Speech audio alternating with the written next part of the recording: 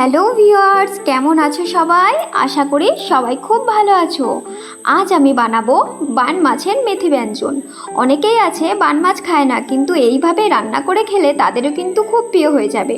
এর জন্য আমি নিয়েছিলাম কিছু বাটা মশলা। তার মধ্যে ছিল আদা রসুন বাটা, কাঁচা লঙ্কা বাটা, পেঁয়াজ বাটা, ধনে বাটা, জিরে গুঁড়ো আর কুচানো পেঁয়াজ, দুটো তেজপাতা আর ফোড়নের জন্য একটু মেথি।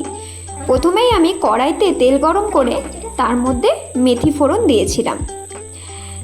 এরপর কুচানো পেঁয়াজগুলো দিয়ে বেশ লাল লাল করে ভেজে নিয়েছিলাম।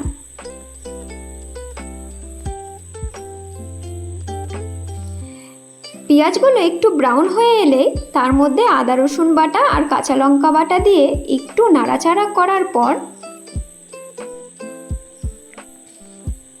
তার মধ্যে দিয়ে দিয়েছিলাম আমি পেঁয়াজ বাটা।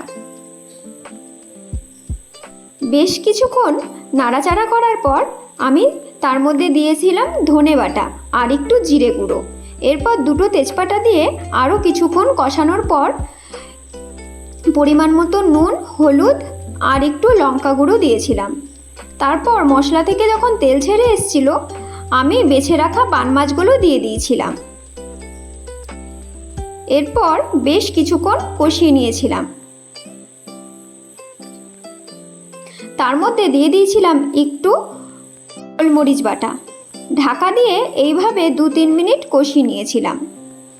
তারপর 2 কাপের মতো জল দিয়ে, জল যখন নেমে এসছে তারপর সেটাকে নামিয়ে নিয়েছিলাম। ব্যাস রেডি আমাদের মেথি ব্যঞ্জন। ভিডিওটা ভালো লাগলে অবশ্যই লাইক, কমেন্ট, শেয়ার করতে ভুলো না। আর ইউটিউব থেকে দেখে থাকলে অবশ্যই চ্যানেলটিকে সাবস্ক্রাইব করো। সবাই ভালো থাকবে, সুস্থ থাকবে। টাটা।